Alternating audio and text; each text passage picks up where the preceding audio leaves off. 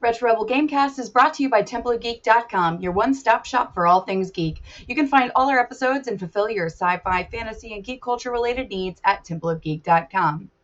Welcome to the Retro Rebel Gamecast, where we discuss gaming and related topics. Retro Rebel is released Fridays, and you can find this episode and much more by heading to TempleOfGeek.com or wherever you download your favorite podcasts. You can even find us on Facebook and Instagram at Retro Rebel Podcast for exclusive content and to see what else we're up to. My name is Amanda, and today I'm joined by a very special repeat guest host, Mark. Welcome back, Mark. I'm glad. I hope you enjoy being had. No, this time there's no cosplay involved. I know you were here for our Easter episode. And today we've had you back to talk about action games because we know you had such a good time the last time, but minus the fun hat. I did almost put my Golden Axe t-shirt on, but I was like, it's too thick. It was too hot. I was like, no, I'm just not going to do it in this heat. I can't even blame you. It's way too hot. So apologies if you hear any fan noise or anything like that. It is boiling in England right now. So it's totally understandable that everyone wants to try to keep cool. So as usual, we're just going to talk about what we've been playing. And I've personally been playing a lot of Stardew Valley. Have you ever played this game? Yeah, it's a good game. It's become your thing. You've taken over from, because last time I spoke to you, you were busy building rug markets and enjoying an empire in that the rug is world. True. I've moved on from the markets of Marrakesh, and now I'm selling tubers in Stardew Valley.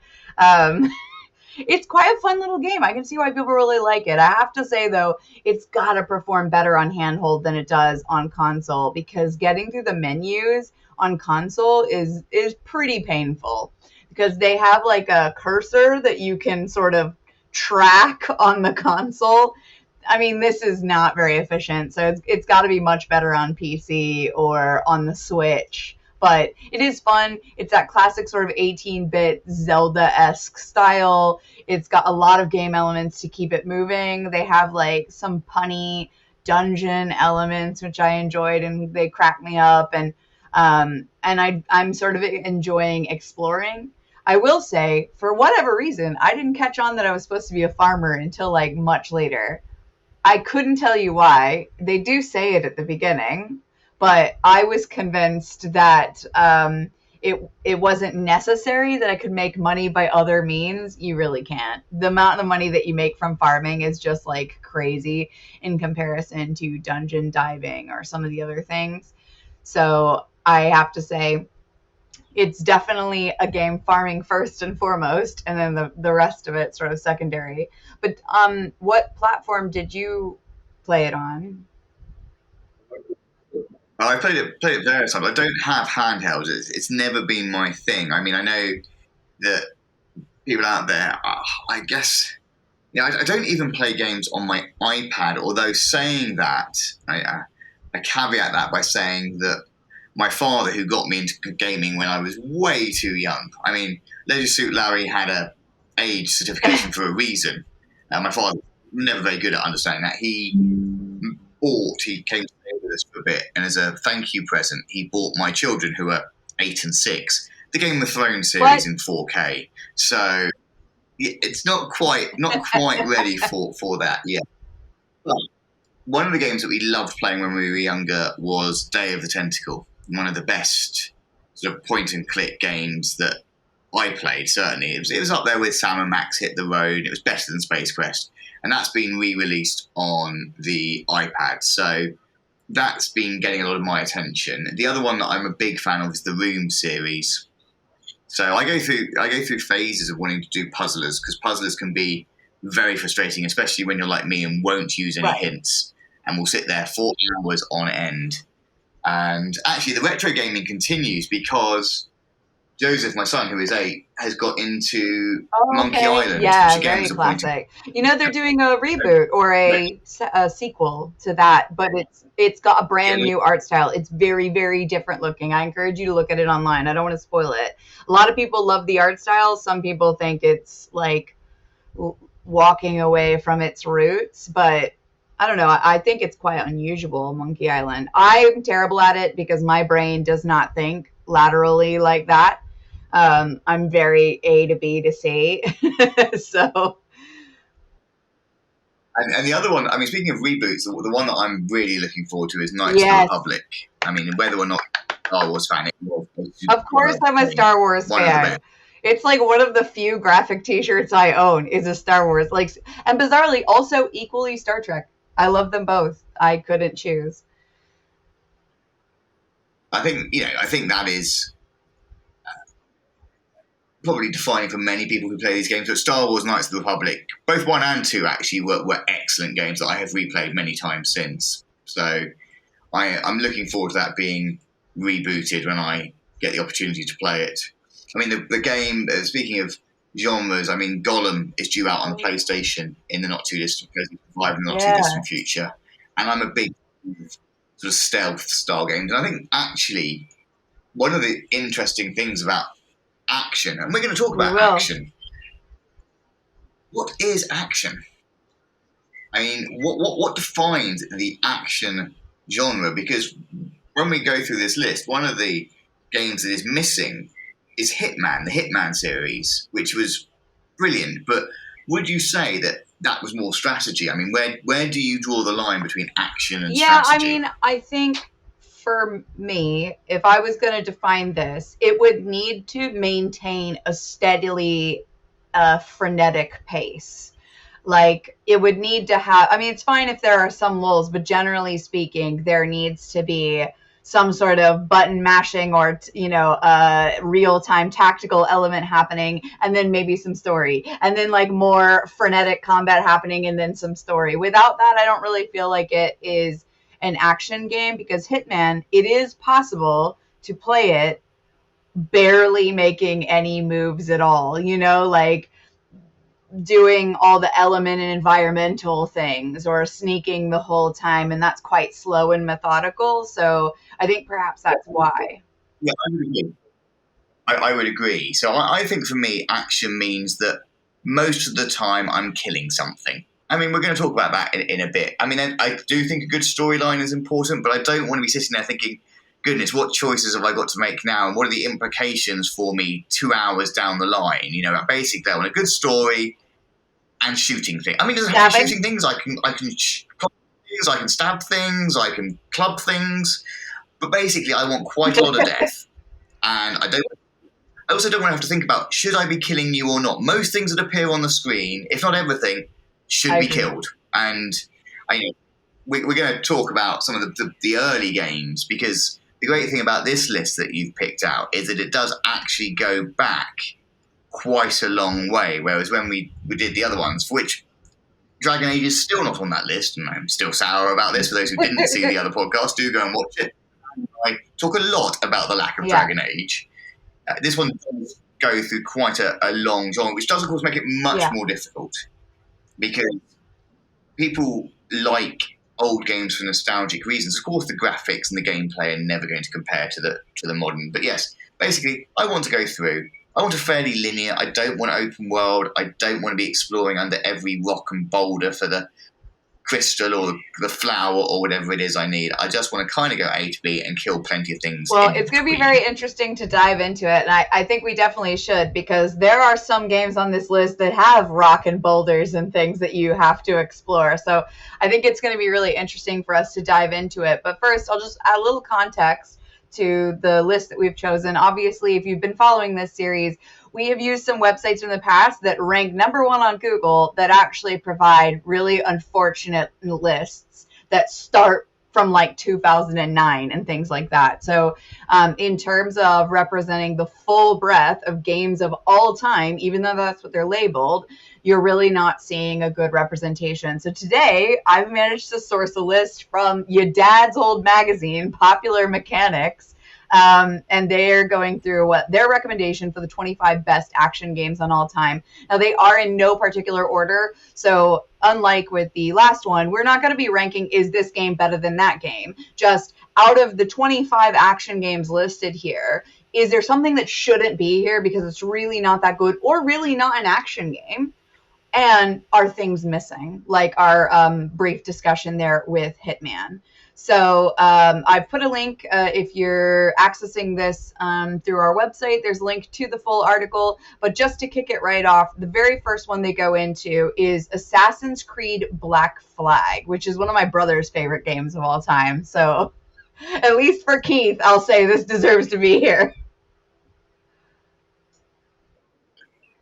And again, I think this is borderline action based on what we discussed. That there is a lot of platforming in this game. There's a lot. I mean, it's not essential for the game to do all the flags and everything and find every bit unless you want to platinum it or whatever the equivalent might be. But I would say that this is close to being. I think it is action, but I think it's borderline. It's not as actiony as some of the ones we'll come on to talk about. I think this one and the next one are much more action adventure stroke some sort of characterized RPG. I don't know, because there are things you could do within the game that are bespoke to your interests. Like in Assassin's Creed, you can like do sea battles and like you can do a lot of that if that's what you really like. I know my brother really likes that stuff.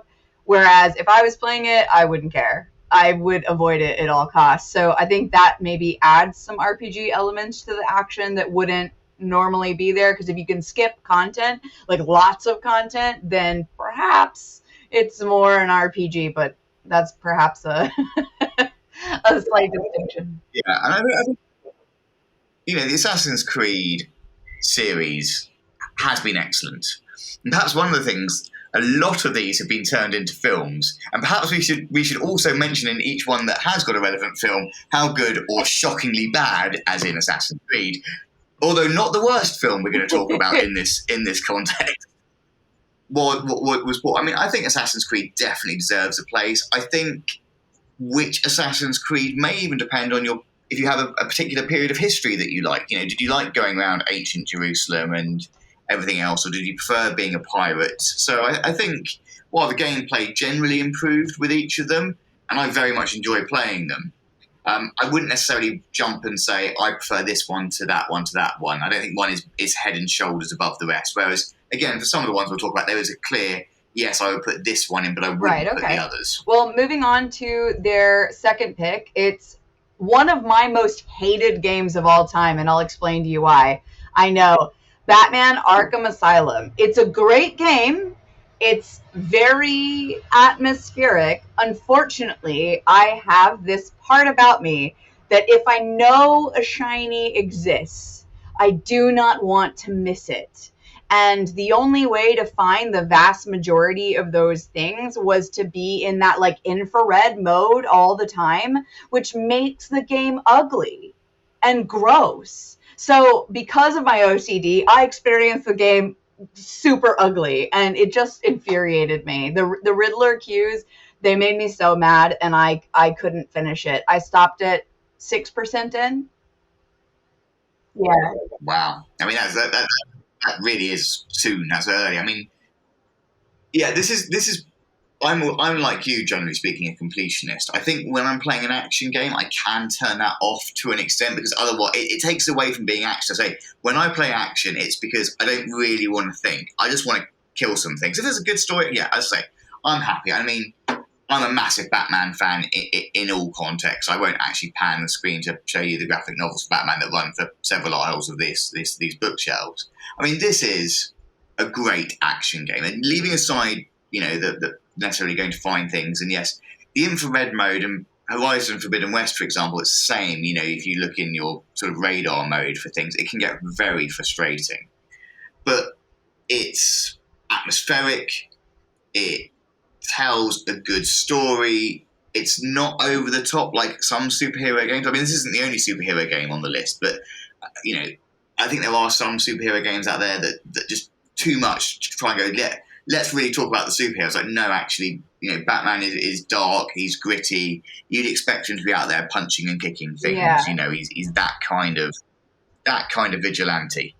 So I'm going to say that this definitely deserves its place. I think that, yes, perhaps for it should perhaps come with an OCD warning. Like you have an age warning. You should have an OCD warning. If you have OCD, do not play this game. You will want to throw it out and the I window. think it's funny because Holly and I talked about concessions for people with mental health or disabilities of any sort, and OCD probably on the milder scale of things. I don't have to clean everything, but it does make it hard to enjoy a game in its full graphical settings while I'm experiencing that very extreme FOMO. Like when I don't think it's on the list, but Gears of War, whenever I would miss a gear tag, it would drive me absolutely crazy. But at least there was nothing in the game that I would have to like visually change in order to be able to see those gear tags. So it didn't take away as much from my experience. I think my biggest criticism of Batman Arkham Asylum, while a great game, for me, it was very ugly because I was in that hideous infrared mode all the time. Yeah, no, I get that, and as I say, I think it's just one of those sort of personal preference things. Now, the next game, I'm going to confess, I've never played it. Bayonetta 2, Bayonetta 2. So I'm going to. So, Bayonetta 2 and the original Bayonetta are some of the best action games that I have ever played, that I would say are 100% truly action. They have a story to tell about this witch stripper whose clothes are made out of hair. And it's the most interesting story, I think, in most gaming. There are quick time events that are pretty easy to master, and they create these like these visual combos that are really cool and compelling. Like a lot of them involve her clothing hair being removed and doing things and stuff. But if you enjoy that sort of thing and it makes you laugh, then this is really the game for you. The story is pretty cool. The monsters are creepy as hell. Like they're almost all of them are some sort of like amalgamation. And if I remember correctly about the story, like she's fighting celestial beings and stuff. I don't remember why. I played it a long time ago, but it is very, very beautiful, and the animations are some of the most unique. I mean, tell me another game where you have guns for high heels. I can't, I can't think of one. So Bayonetta as a franchise, I think definitely deserves to be on this list. And you can't make choices or things really. It's very much a straight action game. I think that sums up an action, doesn't it? You don't want too many choices. Excellent. So number 4 is Bioshock. I mean, would you kindly? This game is great. I'm not sure if I would necessarily say that it is purely action. I think it sort of goes into the action adventure thing because there's customization of your character to such a degree that it changes the entire experience. Like depending what sort of I forget what the little vials you put into your arm are, but like depending what powers you choose, the game is very different for you, and how you play becomes quite different. So I don't know if it's straight action, but it definitely has lots of action, and it's very gritty and surreal. I mean, this is one of my favorite games of all time. So,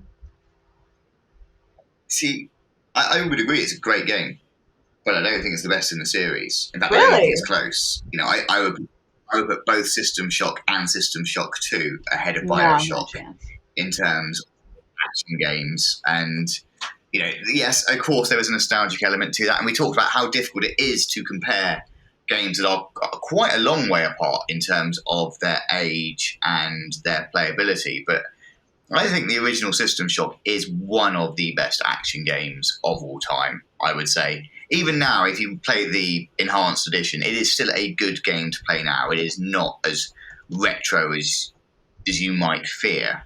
And, there are other games that, again, we'll come on to talk to where the retro isn't going to hold up as well. But here, I would say that both System Shock and System Shock 2 are better than Bioshock. See, I think where I'm limited is obviously I was not playing video games in 1994. I was only playing things that I had access to through other people. I didn't get a gaming system of my own till the 2000s.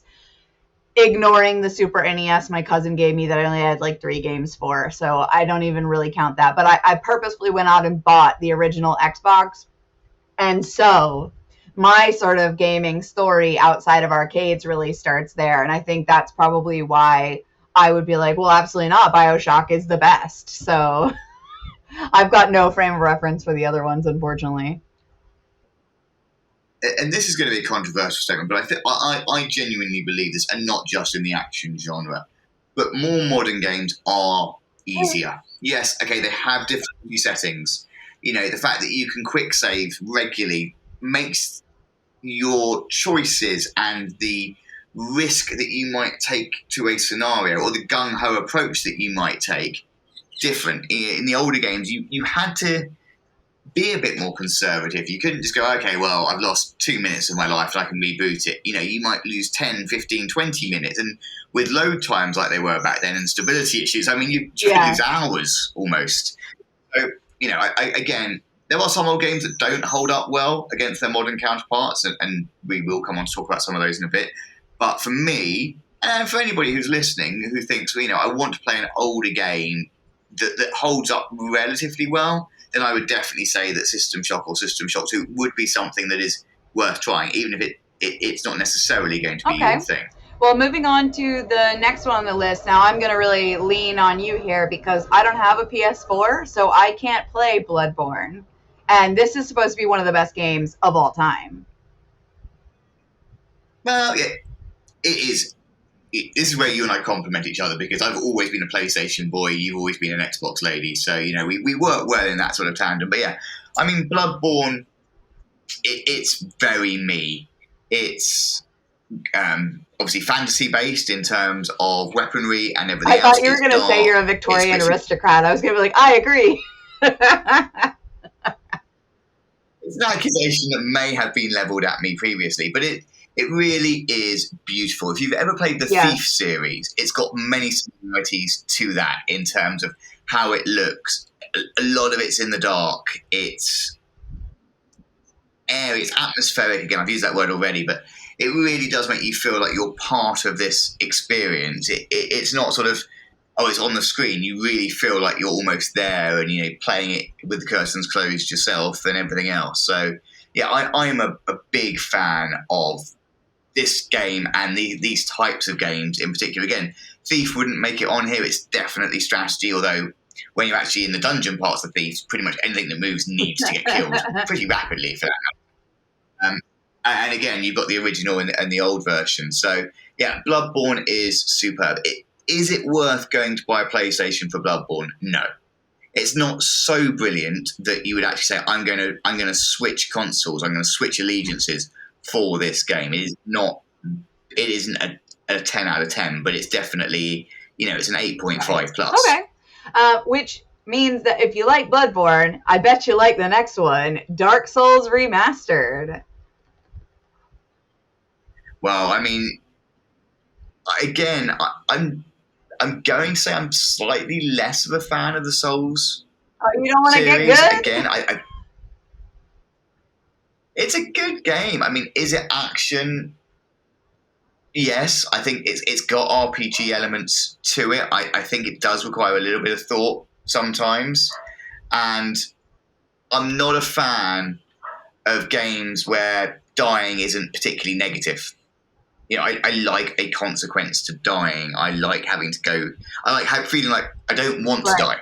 You know, I don't want to go back to the start of the dungeon, or I don't want to go back to 15, 20 minutes previously. You know, I want to feel like there's a consequence rather than, can I get this done? Particularly against the bosses. Can I remember 17 button movements in a row in order to progress to the next bit? But if I die, it doesn't matter. We start 30 seconds previously and go and go and go. It just depends if you like that sort of play style. I personally hate it. I'm not a sort of tactical boss person. So the second the boss has like moves that you have to block and stuff, I hate that. Because I just want to smash shit and get money. You know, that's my approach to life. So it's not for me, although I understand the appeal. And I would say the most recent entry into the Dark Souls sort of cinematic universe isn't an action game at all anymore, because it's like more of an open world, choose your own adventure sort of situation. Yeah, and as I say, I think the original, I think they were all there in terms of that. Yes, it is very frustrating when you do have to sit there against a boss and go, yeah, and perhaps a bit like motor racing games or other types of games. If you have to brake to get around the corner, it's not a racing game because I just want to have full throttle on open at all times. I don't want to have to sit and think about gear changes and braking and everything else. So, I just want to go, go, go. But I do also want there to be consequences to me messing up. I don't want to have to remember 17 buttons in order not to mess up. But I want there to be a consequence. So the next one, I'm not familiar with this version because it's the new one. However, Devil May Cry as a franchise, I'm very familiar with. My high school boyfriend was obsessed with this game. I probably have watched 100 hours of it being played. And I just remember every time he didn't get the highest score at the end of a stage, him just starting it completely over because he just refused to not get the high scores and stuff. And I imagine that Devil May Cry 5 and all the iterations after, I think Devil May Cry 2 or 3 is the one that I remember, are much of a muchness. But this version looks pretty good. I've never played 5. Again, it's too new. I haven't played 5, but again, you would expect a series like this that hasn't really fallen off. You'd think that they would get better and better. That's not always going to be the case.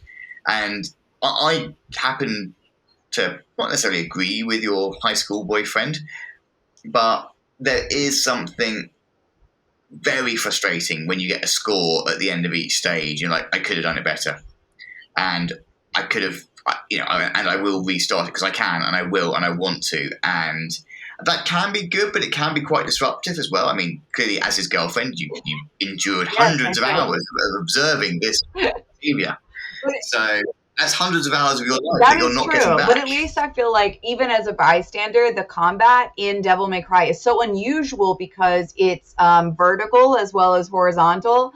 So, you would get these big, huge flying combos and stuff. Makes it more interesting to watch than the game that did eventually ruin our relationship. So. Okay. Ratchet and Clank is a game that I will forever hate because I've never been ignored for a solid 12-hour period until that game came along. I mean, Amanda, I don't know how anyone could ignore you for 1.2 hours over time. I agree. Pause here because this list, for those who haven't realised it yet, is in alphabetical order, and as the man said, it's not a ranking. So as we get here, what we've missed now, which I think must be on there, is Deep Space. Now, Deep Space is a real, quite a scary. I mean, it may borderline on the horror genre of a shooter, but you're out there in the dark. Pretty much everything wants to kill you, and it's hard with this list to say what should be on there. But Deep Space was one of those action games that quite literally had you so engrossed that when something did jump out, then you would scream in real life. You genuinely like, this is what it must be like if I was in a dark, demon-filled world where everything wanted to kill me. What is going to happen next? You literally play the game on your edge of your seat, almost sort of with like your eyes half closed. So Deep Space was one of the games that's not on this list of the that I felt Space really. Franchise? Sorry, I mean Dead Space, not Deep Space. I'm talking about Dead Space. For a second, I was like, "Is this a game I don't know about? What?" Talking about Dead Space. I don't know why I'm obviously thinking about how deep it is, but Dead Space was. I would say that if it was going to be on a list, it would probably be on horror because it is such a typical example of excellent sci-fi horror that I imagine that might be why it's overlooked. But it is action. I just think that perhaps it's more horror than it is action because of the things that you can do, like shoot out legs, and then that has a specific result in combat and things like that, that maybe is more thinking based than most action games are.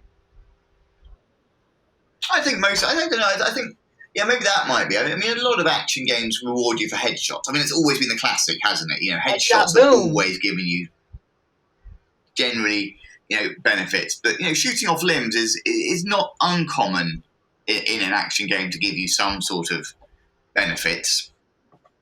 But moving on, this I fundamentally object to. Really? Okay. Well, the number 8 position on the list in alphabetical order is Doom from 2017. And it is...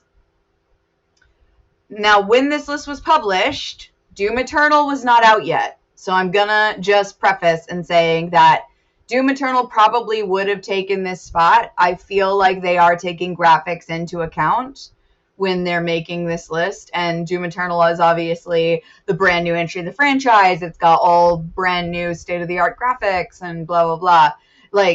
But it is an action game, 100%. And Doom is a classic. Yeah. And I think it's the last bit that I would agree with you fundamentally. I mean, you can't have if you put Doom in the action category, which clearly they have, then it's got to be the original. I mean, that was that was defining. That was the game. Okay, admittedly, I am a little bit older than you, and I did start playing computer games obviously slightly before you. But Doom is defining. The original Doom, and the idea of going out and finding that chainsaw before you got the BFG, which for those who don't know stood for Big Something Gun, then, it has to be the original Doom. Of course, Doom 2017 has much better graphics and a better story, because there was no story, there was no graphics in the original Doom. There was just demons that all looked vaguely similar. Lots of corn syrup or tomato ketchup. And also, one of the things that amused me for many, many, many years until I realised I got it wrong. So, and this is gonna tickle you. It's because it was American. When it was loading up, it had the boot screen. It used to say "loading demons," DAEMONS, and I, for years and years and years, thought that's how the Americans spelled demons, because I know that you spell words like colour slightly differently. So I thought, until I realised what it meant, I actually thought it was just the American way of spelling demons. Things we believed before the internet, before we could Google stuff. Yeah, absolutely. Oh, you couldn't. I mean, I didn't know any Americans. I mean, I believe that some of them lived in the UK at the time, but there's not that many of us, so we're less common than you might think. Yeah. So yeah, I think Doom is great. I'm glad it's represented. Now, what's interesting is right until quite late in this list, they generally only pick one game per series, not per franchise, and I think that's great, because they don't. Right towards the end, it's almost like they got lazy towards the end. Like, I'm bored now. We need to finish this list. So we'll do it. But yes, I mean, would you have all the Dooms? But yeah, as much as this is a good game, and go and play it. Absolutely, anybody over the age of 18, and I will hasten to add this. Go and get Doom. You can get it on freeware, abandonware, and just play it for half an hour, and you'll understand just how brilliant. The original Doom is available on Game Pass for Xbox, so if you want to play it on a big TV, it's definitely an option. I would present the opposite argument, though, because I think gamers like me who are spoiled by good graphics, and graphics have pretty much always been good since we have been playing games, I don't really enjoy the look of the original Doom. It looks like total doo-doo to me. So, if someone was recommending a game to me and wanted me to fall in love with a franchise, I hope that they would recommend the most graphically beautiful version of the game, because otherwise, I'm just not going to like it because I don't like the way it looks. But I'm vain like that, so. Yeah, no, I do understand that, and there is nostalgia and everything else. But when you say genre defining, what brought this into the mainstream? I think most people would say Doom, or the one that's also not on the list, which would be next, was Duke Nukem. Yeah, Duke Nukem. Similar, yeah, which isn't on the list because we're moving on to Dying Light next. So we've obviously missed DU, but Duke Nukem again. an You could even amazing put the game. modern one in. It's super fun. I still have an achievement on the Xbox from that game called Turd Burglar, and it's when you pick a turd out of the toilet like within the first 5 minutes. I'm quite proud of that achievement. Long as it's only in the game, then I'll 100%. accept it. Otherwise, All right, Dying Light. Have you played this? Because I have a lot to say about this game. I fucking love this game. yeah, I'm dying. I mean, Dying Light 2 is just gone onto the finished shelf Don't of my ruin it. I bookshelf, haven't played it yet, and I love this game, so don't do. I will play Dying Light 2, so don't spoil it. what I'm saying, So when yeah, this list came out, I mean, Dying Light 2 wasn't out yet. I can guarantee you that. that's what I assumed, you know. But again, I'm quite happy. It doesn't really matter, you know. If you're introducing people to this type of game that would get them interested in action, then yeah, it doesn't really matter if you play zombie parkour is fucking great. This game's amazing. I've never seen another game like it, to be honest. I would say the closest other game, but not in the zombie genre, is Sunset Overdrive. Also great. Well, and then this goes back to a thought I was having. I mean, does action require you to kill things? Now, we talked about simplicity and not thinking, but you know, parkour is in and of itself action. And then there was the Mirror's Edge, which was one of the really early games out there when the parkour type. There was a bit of, you know, violence and everything else, but the basic part of the game was trying to do all these sort of ridiculous acrobatic sort of things that if you were like me, you would occasionally go and try in real life, and then, you know, be lucky if you didn't break something. Dying Light, the way it combines the two elements are brilliant. But does that mean that something like Deus Ex should be on here? Because it's a combination. Deus Ex is quite action-based. It's got a great story. Again, I would say it depends where you are on the list. But, you know, it's so difficult to define what action is. I think Dying Light is clearly action. Mirror's Edge probably isn't. I would say Mirror's Edge is probably closer to a skateboarding simulator or something like that. I think it's maybe more of a sport game, if that's even possible. Kind of like Tony Hawk. The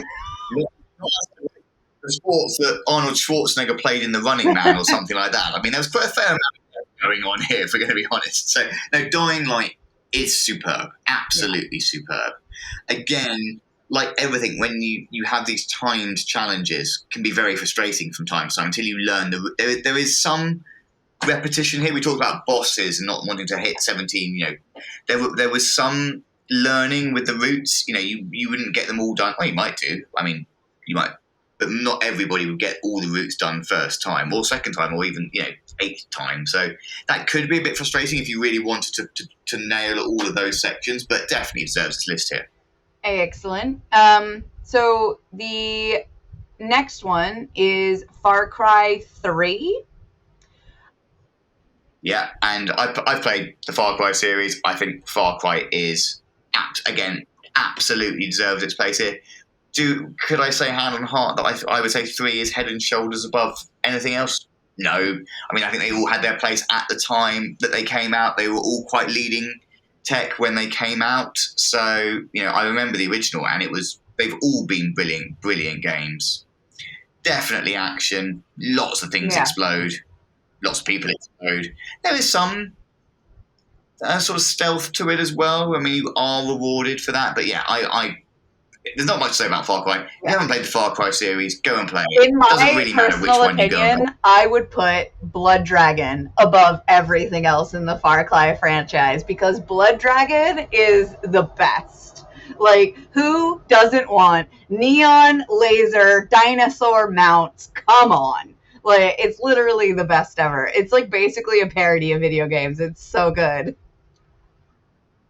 Yeah, I mean, you get those that, you know, like those. And we're going to come on to Monster Hunter World later. We can talk about dragons. No, like I'm telling you, like Blood Dragon is everything about every 80s and 90s action movie that you loved with like none of the bits that you hate. If you haven't played it, you have got to play it. All the little inside jokes, like everything, it's too much. It's too good.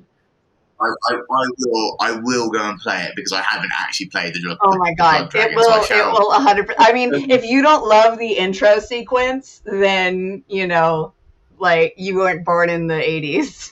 Like, all right, next one, God of War, the 2018 game.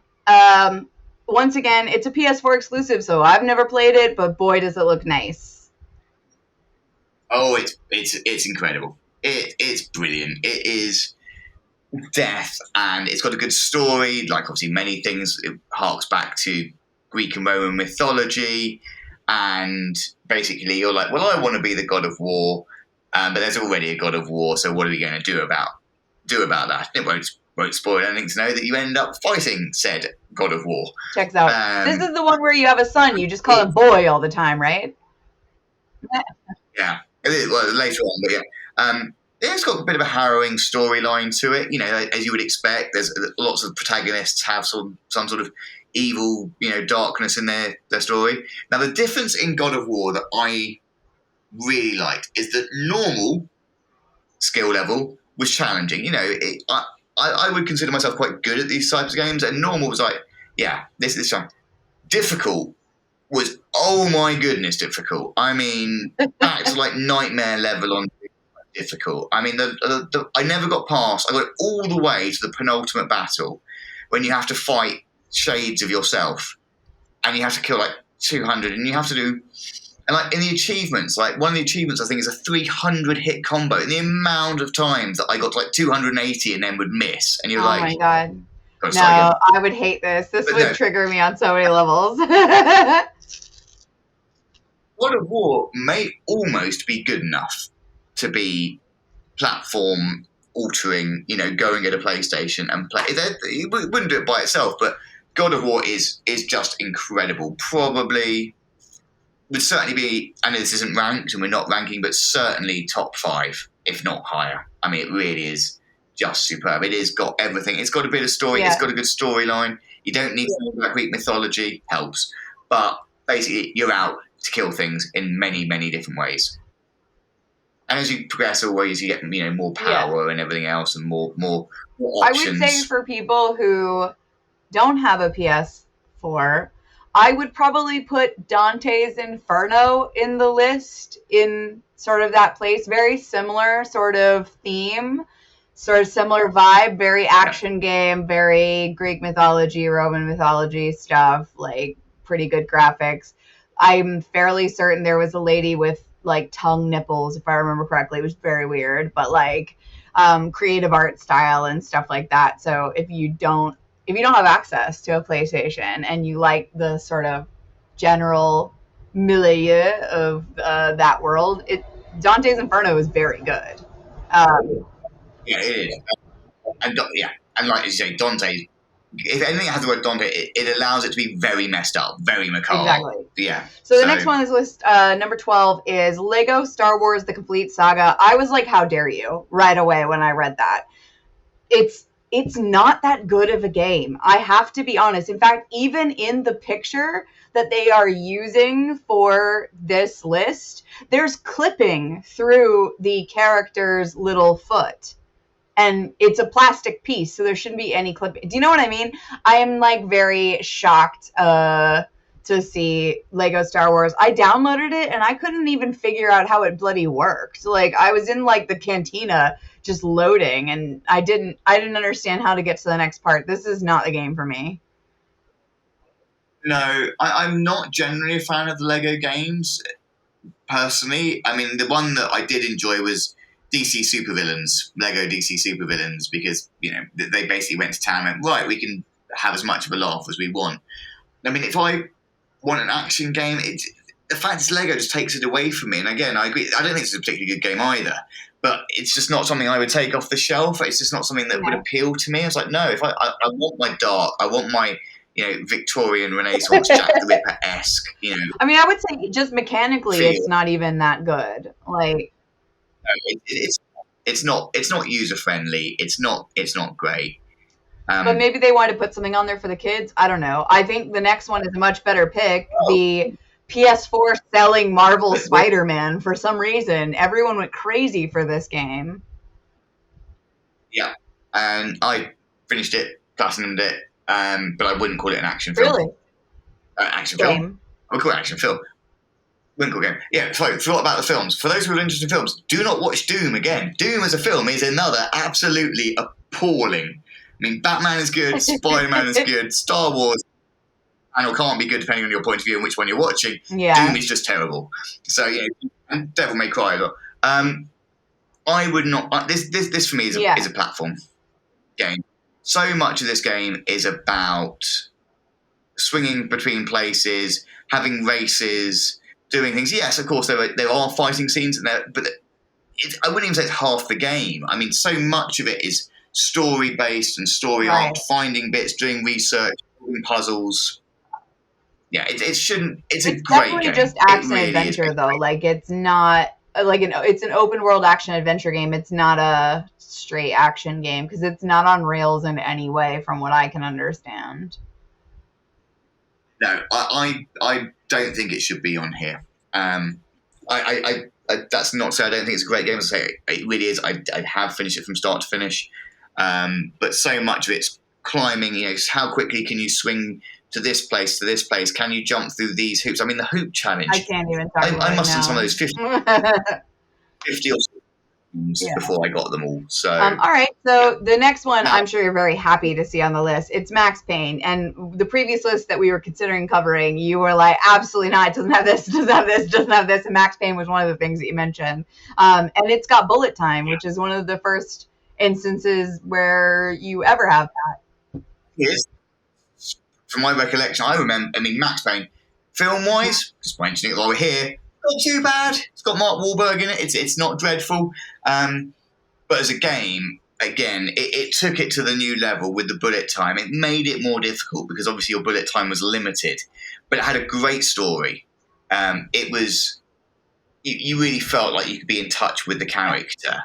Not so much, there was no character development, it wasn't an RPG, but you could understand why you were just out killing everybody. You had a good reason to it rather than, I just don't feel particularly happy with the world today. So, Max Payne, bullet time, again, would it work? I mean, the thing is that Max Payne's not old enough to be nostalgic. I probably wouldn't go and play Max Payne again, I have to say. But when I played it at the time, yeah, I raved about it and would continue to rave about it, but I wouldn't go back to it. The next one on this list, I'm going to say, is not an action game. It is primarily a stealth game, and that's Metal Gear Solid, as they all are primarily a stealth game. Again, and you can't have this and then not have something like Thief. Yeah, it doesn't make sense. What I would bizarrely put here instead of that is the Matrix game. It was so good and so unique and a very true action game. Like, is it like the best game that has ever happened? Maybe not, but it is very, very unique in comparison to the other games on this list. And it's a true action game. I don't think you could put it anywhere else. So, and it was defining in a lot of ways as one of the first really good games based on a movie. So the way around. And the next one's not an action game. No, it isn't. I would say that this is definitely more of a platformer, Metal Slug.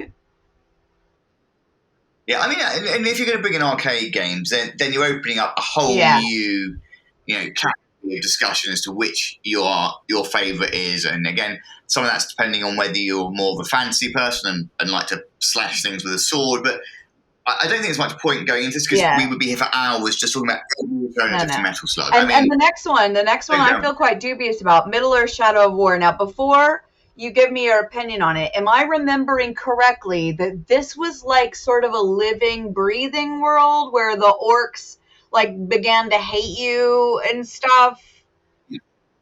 That's right. Yeah, you the Shadow of Mordor. Oh no, hang on. You're thinking about Shadow of Mordor. You're thinking of. So maybe this isn't the one. Shadow of Mordor, I would say, is definitely not a action game. That's like way more an RPG. Yeah, and I think this is as well. I mean, it's a sequel, right? So, I mean, it's got a lot more to it than a straightforward action game. It's beautiful, and again, of course, Lord of the Rings has a massive following, and it's always going to appeal to anyone who wants to be part of that activity, that episode. So it's a beautiful game. I absolutely would recommend people play it, but I wouldn't go out there and say, I want to go and play an action game. Yeah. This is it for me. But there was plenty of action in it. You kill a lot kill a lot. There's a lot of death. But it does have a bit too much story for me to be out and out. And I would say that Monster Hunter World, the next one on the sequel, has the opposite problem. Not enough story to actually make it an action game for me. I would call this like an RPG multiplayer, and that's it. I didn't either. I fucking hated it. I thought it was so boring. And like when you're tagging the creatures and hunting them around, like following their little footprints, this shit sucks. It's not for me. No, it's not for me either. I got no pleasure from this game at all. I mean, even the beautiful graphics, and they were at times beautiful, just didn't do it for me. Like, yeah, I can watch a film with pretty graphics. I can watch Avatar. If I want to see pretty, I'll go and watch Avatar. I mean, this didn't do it for me. I didn't finish it, which is rare for me. I'm very completionist. I'm a completionist, but no, I turned this one off and never put it back in. I don't even know. I think I got more than 6%, but I wouldn't have said much more, if I'm honest. The next one on the list, I don't know if this is the one I would have picked out of the franchise. It's Resident Evil 2 2019, the reboot / remake. I don't know if this is the one that I would pick, because I don't, and I'm going to be a bit controversial here, I don't think it's as unique as the one set in the African shanty towns. That one was so unique. Yeah, and we might as well talk about them both, because the next one's Resident Evil 4, and this is the first time in this list. I say it feels like they're getting towards the end. For how Resident Evil's in. Why are 2 Resident Evils better than 2 Far Cry's, for example? Why does that deserve? Because I'm going to be honest. This list misses the 2 best action games of all time. But we can talk about that just briefly at the end. But we'll get through this. But the two best action games of all time, in my opinion, are not on this list. And I would also say that the Resident Evil is a survival horror franchise. I think it is tough to say that it is very strong in the action territory, because you have to like the horror part, or you're not going to play this game. Dead Space. We talked about Dead Space earlier on, didn't we? And we said, yes, it's horror, and that's more actiony, I would say, than Resident Evil. It's always difficult when you're looking at reboots, isn't it? Because like Resident Evil, when they rebooted it, I went and got it and played it again, and I was like, yeah, absolutely. It is good as a reboot, and it is interesting, but there's a lot of strategy here, a lot of moving things around and jumping on things. I'm like, it's not an action. I enjoyed it. It's not an action. What I would put here instead, now I might need your help with this because my brain is not really coming to terms with it, but it was like an action game where you were a guy who had like demon tentacles that came out of your arms, and you were trying to find the people who murdered your girlfriend. This is a great action game. It's very underrated. And if Resident Evil is sort of the thing that you like, we can let Resident Evil stay in survival horror where it belongs, and maybe put more of an action-y title, which was this game where you had tentacles. Yeah, I remember playing that game, but again, I don't remember what it was called. I vaguely... it probably is a worrying There we go. The Darkness. I've killed a lot of things with tentacles in my time, which is... Yeah, the Darkness and the Darkness 2, I think, belongs on this list more than Resident Evil, just because it is more action than it is horror, and I think a pretty interesting example of interesting mechanics. I would say Prototype is probably fairly similar as well, maybe, but that adjacent. Yeah. Yeah, I think so. I mean, Resident Evil, it's on the list. If you're a Resident Evil fan, you're going to play it again. Film, not too bad. We're going to do a topic on the films. We have to now because you said it. All right. So then the next one, the next 2 are, again, Saints Row for the same friend, the 3rd one and the 4th one. Um, I think you're right. I think they might have been getting a little lazy towards the end. Saints Row, very fun game. Very fun game. Don't think that they had to put both of them. Because by that same token, No, there should have been tons of Dooms, more Bioshocks, like more Dead Souls. Like, I think they should have kept one. yeah, yeah. I mean, yeah, okay. I probably personally wouldn't include one in my top 25, but I think there are things missing from this list, you know. So this would not be anywhere near up on my list of I want to go and play an action game. You know, what is genre defining or what's going to be the best modern game or anything else? These just don't make it for me. Didn't have any real satisfaction from it. It's like, done it. Okay, I'm never going to play it again. You know, I don't feel the need to keep it. I don't feel the need to complete it. In this sort of GTA style-esque arena that Saints Row lives in, I would say some equally compelling examples are Crackdown and what's that Chinese one? Something Dogs. I know. It's such a good game. Yeah. I can't remember. We can't look it up now. Sleeping Dogs. There we go. Got it.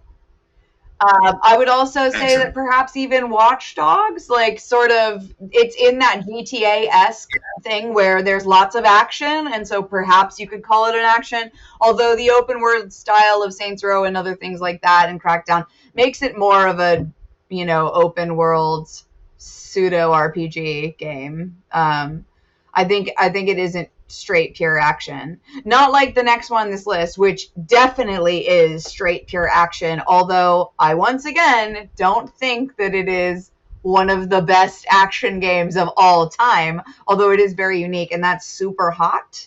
Very unique game. Yeah, I think everyone should play it. I think it is, you know, it is brilliant in what it is, but it's not a top 25 action game. It's got a very unique concept, but I don't think that it's like, because it's by definition slow. Well, yeah, I mean, it was, and it didn't. You kind of felt like you were enjoying it, but you didn't sort of go, I really want to carry on. You know, there wasn't that sort of urge to keep yourself through. Now, the last two on the list unquestionably should be here. Okay, so the next one here is Uncharted 2. Do you think that's better than the first one, or other examples from the franchise? Again, I just, it's like Far Cry. I can't pick between them because I played them at slightly different times when it's like slightly different things were in, you know, graphics weren't quite so good or anything else. So, you know, I've played them all, and I don't have a favourite. The franchise should be on the list, but for the last two that we've mentioned, you know, where they've put more than one, if they just said the Uncharted franchise and we recommend number two, you know, absolutely, you're never going to complain about that. I mean, and again, be made in film, although I haven't seen it, so I can't comment on whether Spider-Man acts well as well. But the last one, Wolfenstein. Again, now. This is the right Wolfenstein, notwithstanding my nostalgia and obviously Wolfenstein being one of the first games out there in this genre. This game, The New Order, was so good. It didn't have a joy of history and having seen Indiana Jones and all the other Nazis having a link to the sort of paranormal and everything else. This game was just brilliant. It had great bad guys. You wanted to win. You wanted to stop the super soldier program. You absolutely, you know, you've been drilled into it. This is what you were born to do. You know, it almost drive you to the gym to help you feel like you could achieve this in real life. It was just a great game. I definitely agree. I mean, obviously this isn't in any particular order, so they're not saying this is the number one game of all time or whatever. This is just the last one on the list. I think it definitely deserves a place. Now, you had mentioned there are a couple games that you would include in lieu of the multiple entries from the same franchises. So what are those as your closing thoughts? Well, I think the one that I would say is number one of all time is Half-Life. I think Half-Life is unquestionably an action. I mean, there's a good storyline. It's got a deep storyline. I'm nodding, but I haven't played it. I'm nodding, but I haven't played it. Yeah. So you're acting. You're a scientist, and you open up a portal to hell by accident. As you do. And so many people seem to open up portals to hell by accident. It happened in Doom. It's fine. Half-Life was just one of those games. It was just brilliant. It was the head and shoulders above its time in terms of its playability, in terms of its weapon choices, in terms of the graphics, the monsters. I mean, there's Half-Life 2, and I'm not going to get into a debate between Half-Life and Half-Life 2. They were released at different times, but Half-Life was probably the best. Last of Us, again, I would say Last of Us is an action. It's got a brilliant storyline to it. Very sort of post-apocalyptic. World is coming to an end from a super virus. Perhaps, with the pandemic, people have been less inclined to consider, post-apocalyptic viral type games. But Last of Us had such a following that when there was such a delay between The Last of Us 2 and the desire for that second installment and everything else, and obviously that spoiling too much, that crossed different genres. That action doesn't all have to be about big macho men. It was quite nice. It doesn't have to be about men who've got more muscles than brains. Duke Nukem just springs to mind for He's that. He's so good though. And if you're going to branch out a bit further, and not like things like Red Dead Redemption, there are things on this list of 25 that are further from action or pure action than Red Dead Redemption. So, that would make my sort of hybrid list. But for pure action, Half-Life, for anyone who hasn't played it, that's the one game. And forget, it's not got the greatest graphics now, but that would be the one game I would say for action, go and play. Awesome. All right. Listen, that is absolutely fair. I couldn't think of a better way to tie a bow on today's episode and wrap up our discussion about the top 25 action games of all time. Just like last time, I want to thank you for coming on the show, Mark, and giving your opinions. We'll put all the notes from this discussion up on the website, templeofgeek.com. And if you want to chime in and give us your comments or ask questions, you can email us via retrorebel@templeofgeek.com or post in the comments. We get those too. And if you like what you hear, head over to wherever you download your podcast and subscribe so you'll be sure to get each episode as it's released, and rate us because that really helps our show. But until the next time, thank you very much, Mark, and thank you to all listeners. Thank you. Good night all.